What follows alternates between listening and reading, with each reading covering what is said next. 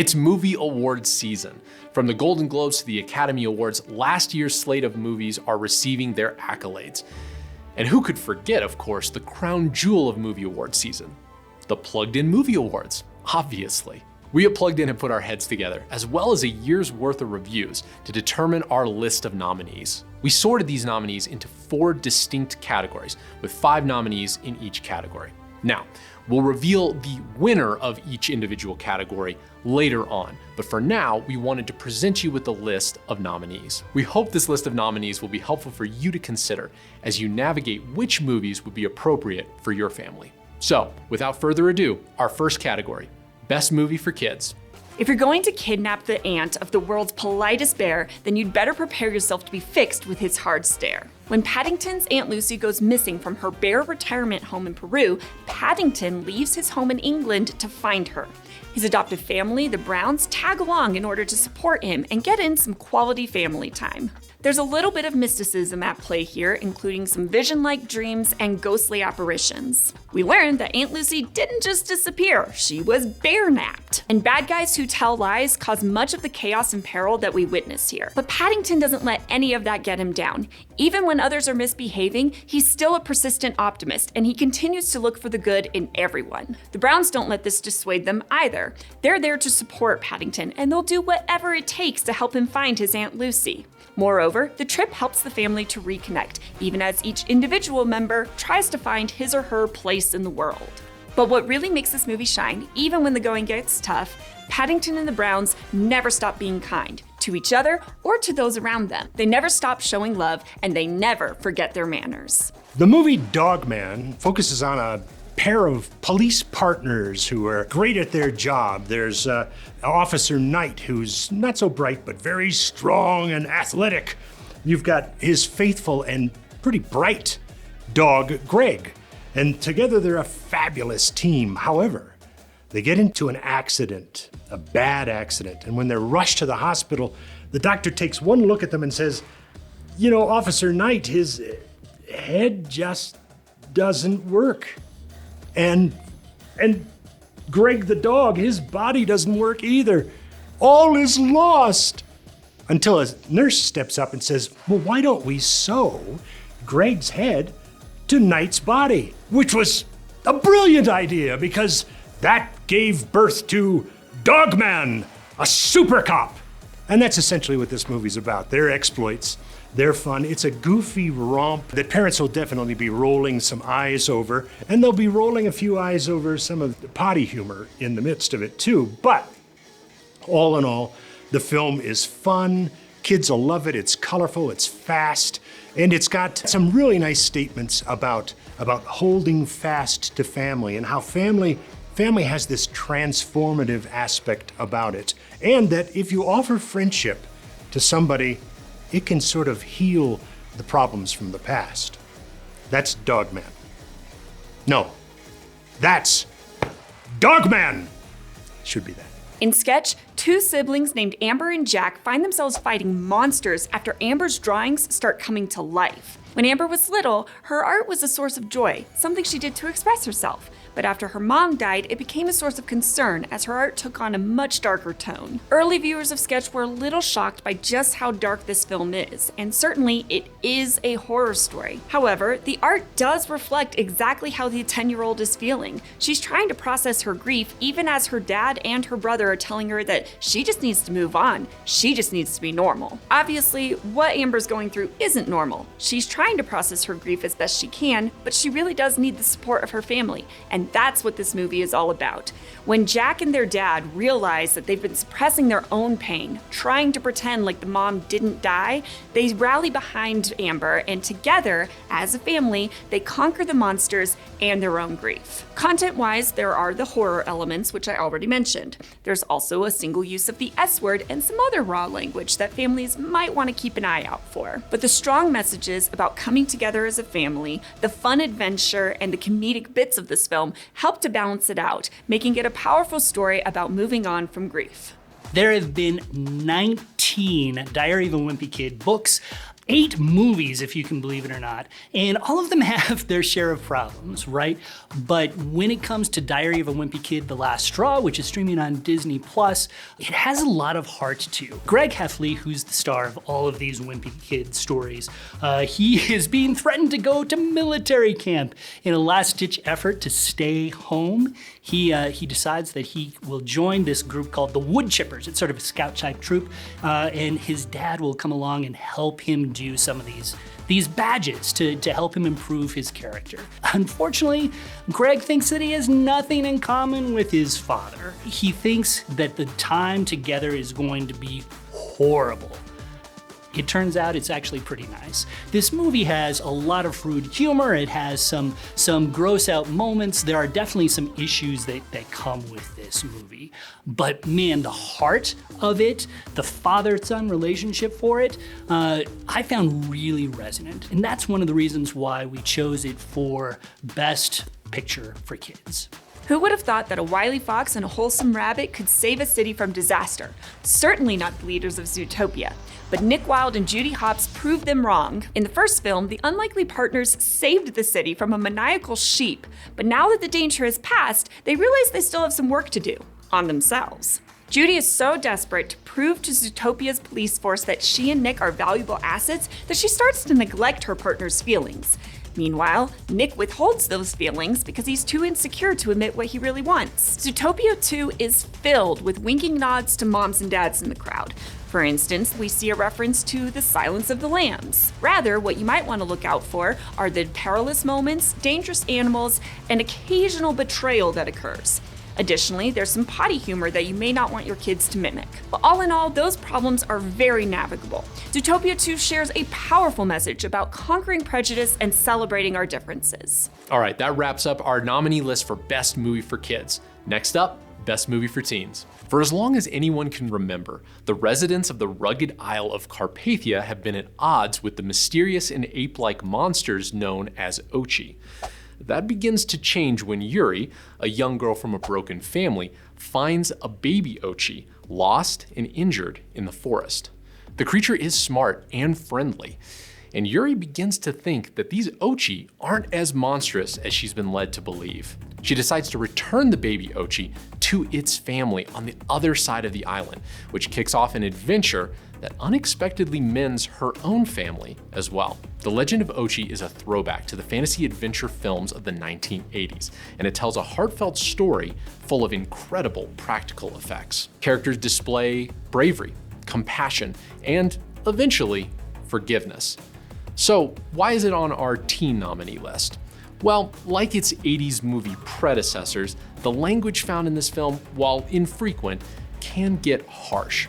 There's some intense peril here as well, and the film's commitment to its practical effects only makes that danger feel more real.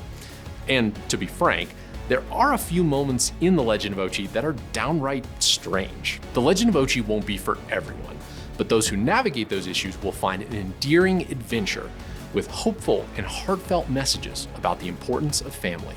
Well, in the Netflix movie K-pop Demon Hunters, we see a trio of singers who double as demon slayers.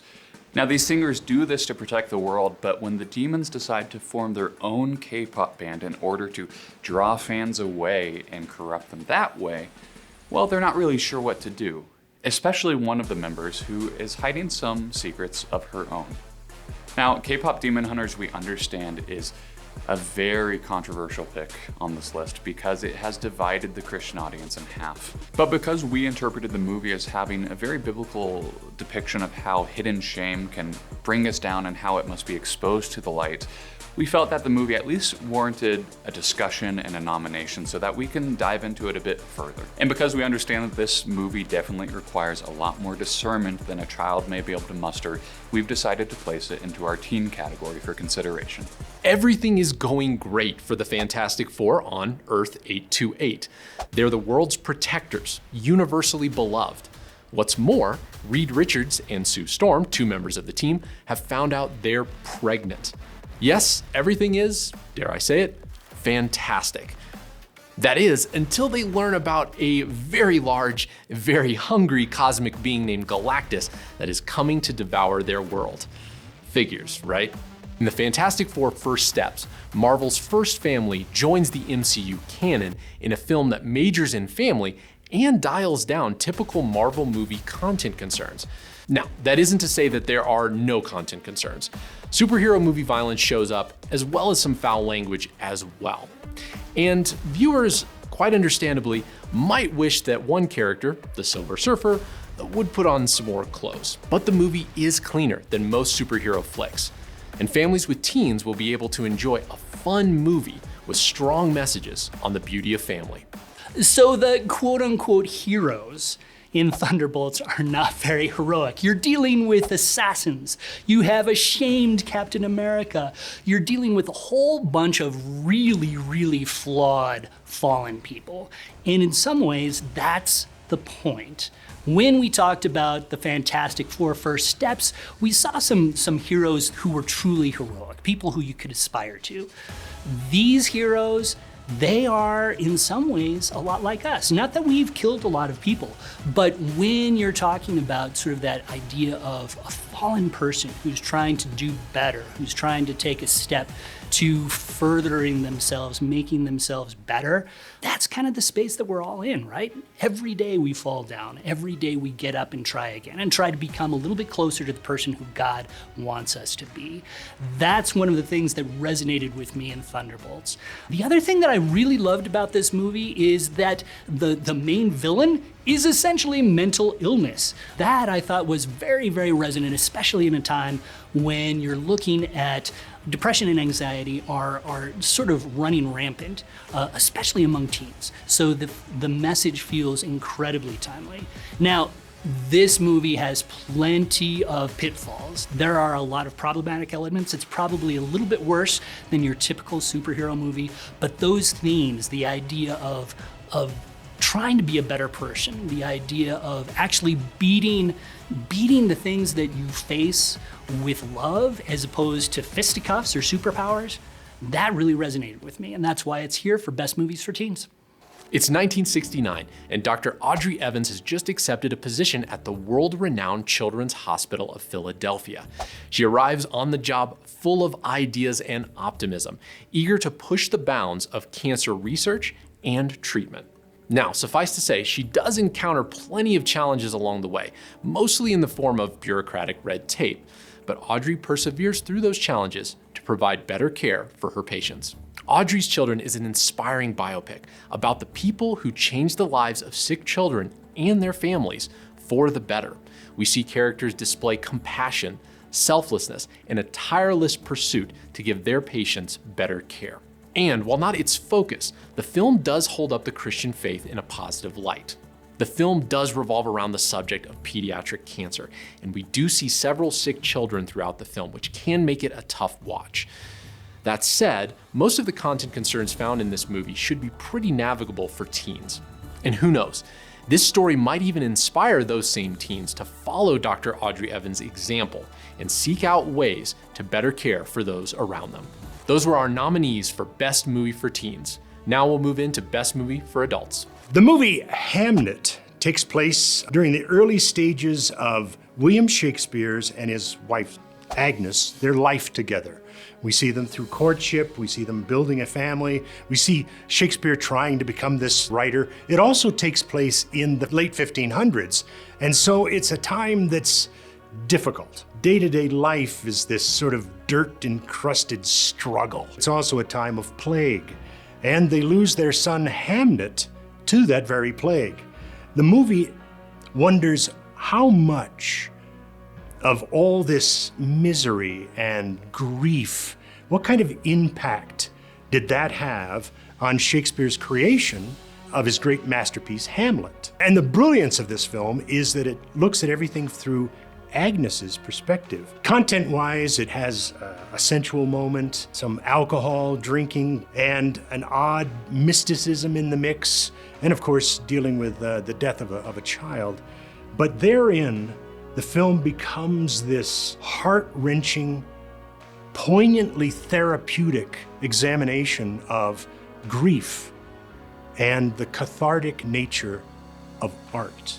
In The Ballad of Wallace Island, eccentric millionaire Charles invites his favorite folk duo band onto his secluded island, Wallace Island. And while they are there, there's a little bit of tension because not only is Charles a bit socially inept, but this band hasn't seen each other in many years. They've moved on with their lives, they're doing their own thing, and now Charles, through offering them this large amount of money to perform on his island, he's bringing this ex-couple back together to have to deal with their relationship issues. Now that obviously creates plenty of laughs. This is ultimately a comedy. It's a British comedy that's rated PG-13. But for as much as it is a comedy, it has these really heartfelt moments about loss and really clinging to the past and refusing to let go, and how we manage that, how we ultimately choose to let go of those things of the past and move on and grow. And so that's why, despite a few discordant notes in the movie, we really think that it has a strong nomination for our adult category. The movie Rental Family focuses on an American named Philip, who is played by Brendan Fraser, who lives in Japan. Now, this guy used to be a fairly successful commercial actor, but he's on hard times now, and so he takes a job with a company that rents out actors to fill in as relationships. So it's for people who they need a listening ear, they need a happy smile, they need a hand to hold, and they're willing to pay by the hour for it. And that's the essence of this film. But what happens is that as Philip takes on these roles, these relationships, they start changing his perspective on life. Now, content-wise, we've got quite a bit in here. There's some sexual immorality, there's abundant drinking, there's some coarse language, but the film, it talks about the worthiness of family and the impact it has on your life. And it also suggests that we take the time to slow down, to listen to others, to be honest with others. And in that process, we'll see more in our lives. And that's Rental Family. Robert Grenier didn't live an extraordinary life. He spent 80 years in and around the town of Bonners Ferry, Idaho. He never saw the ocean, and he never owned a TV set, but he had a family and he had a home. He was a logger, so he spent seasons cutting down trees in order to build bridges and railroads. He also saw a lot of death in that career. Men would die from logging accidents. Some were killed for the color of their skin. And when a wildfire tore through the forest where he made his home, his wife and daughter disappeared, never to be seen again. But through all of these things, as seasons and friends come and go, Robert learns to find the beauty in life. Train Dreams is rated PG-13. There's some minor sexual content as well as a few swear words. The deaths we witness can be quite intense. We see people murdered for their race and for revenge. We also see people die from logging accidents. And while this slow-paced film demonstrates that we have all experienced tragedy, loss, and suffering in our lives, it also shows us that there is beauty to be found everywhere, if you're just willing to look for it.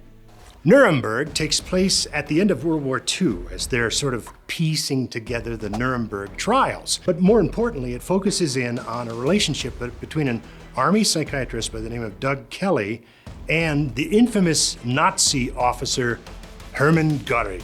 It asks us to consider, how is it that the Germans were so abhorrent? Why were they so unlike us? And then the film poignantly answers, well, Hermann Göring and the Nazis were human.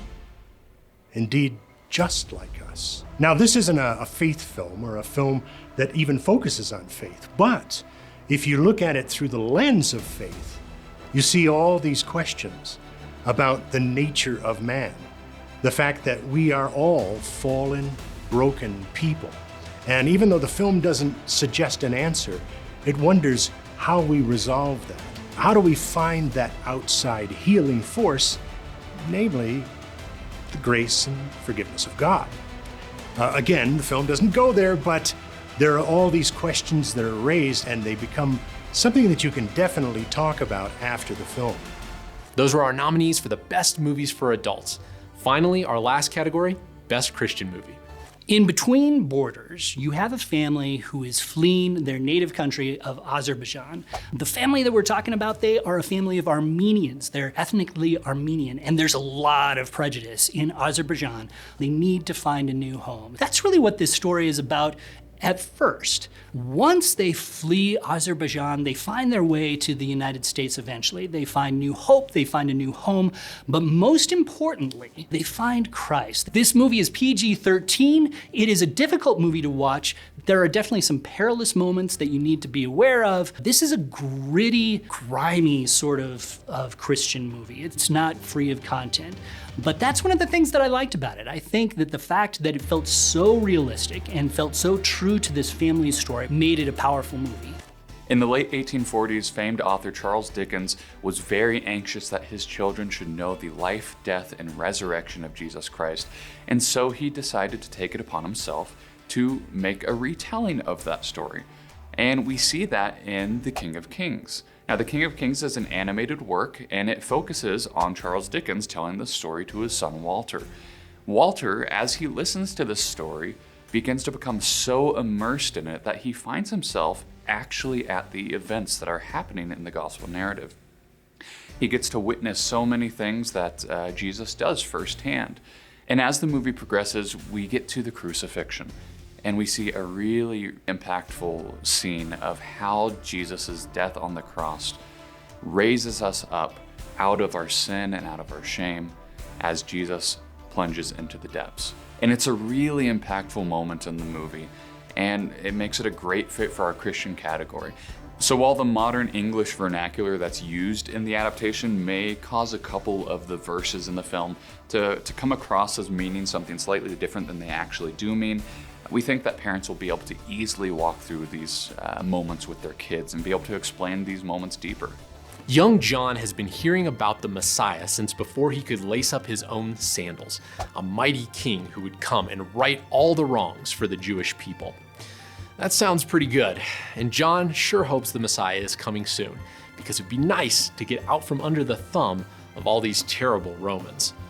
Soon enough, John crosses paths with a certain carpenter, and his life and the world is forever changed. Most of us have read or heard or watched the story of Jesus plenty of times, but Light of the World comes with a few new narrative wrinkles and one or two concerns. Like many movies based on scripture, it does take some creative liberties, and those additions, understandably, will bother some viewers. But Light of the World still comes with aesthetic oomph, rendered in a beautiful 2D animated style. And, more importantly, it has a heart for Christ. And that's why it makes our list of nominees for Best Christian Movie. Well, we gave a glowing review when Connor, Web Detective, the TV show, showed up on our website. And so it should be really no surprise that they show up again here with their new movie of the same name. Now, Connor, Web Detective, the movie, features much of the same as what's going on in the TV show. You have Connor, who, as the movie suggests, is a web detective, someone who goes online to search for answers to her questions. And so when asks a question, these questions always end in a biblical answer. And in the case of Connor, Web Detective, the movie, this question is, why do things never seem to go my way? Now, we arrive at a biblical answer through the movie, and Dot honestly has a really good reason for asking this question. Her father, who is a secret agent, he is currently being held hostage by this pair of dim-witted Russian thugs. And it's up to Dot, really, to find out what happened to him. We get to the bottom of that question by the end of the movie. This question eventually gets answered as, well, the truth is, we're not in control. But that's okay because God is, and He's going to give us the strength that we need to overcome, or at least endure, those circumstances. Which is why we think that Connor, Web Detective is not only a really clean movie, but it's also a movie that we think will help parents explain some of the more difficult topics in the Bible to their kids. So I'll be honest with you, I wasn't quite sure what to expect when I walked into Soul on Fire. I thought that it might be just sort of a little bit overly sweet, a little overly treacly, but as it turns out, this is one of the strongest movies that I saw all year. This movie is about John O'Leary, who when he was 9 years old, was playing with a can of gas and a match, which is something you never ever want to do. That actually blew up the family home. He was burned over 90% of his body. Doctors gave him a 1% chance to live, and that was on the optimistic end. Most people assumed that he would be dying the night that he was brought into the hospital. He didn't die, and obviously he was able to, after months and months and months of rehabilitation, was able to walk again, was able to eat on his own. He lost all of his fingers, but it's really a story of perseverance. And the story doesn't stop there. In some ways, it actually grows stronger as time goes on, and we see his move from a guy who's just trying to figure out how he can live a full life with the injuries that he's experienced, with the losses that he's experienced, into becoming one of what I think is the United States' best inspirational speakers. I had a chance to talk with the real John O'Leary. It was a super huge treat for me. The movie based on his life is a really, really nice film where, as John will say himself, he is not the hero of this movie. It's everyone around him and God in his life that allows him to do what he does. You made it to the end. Thank you so much for watching. This was our list of nominees for Best Kids Movie, Best Teen Movie, Best Movie for Adults, and Best Christian Movie for our Plugged In Movie Awards. Let us know what you thought. Were there any movies that you saw on the list that you wouldn't have included? Were there any movies that you feel like we missed that you would have included in Best Movie for any of the categories? Let us know. We want your voice to be heard. Even though we'll be announcing our choice for the winners of each category, we'll be allowing our audience to vote on what movies they think should win for each category as well. If you want to vote, click on the link in the description below. And remember, like, share, comment, and subscribe. We'll see you next time.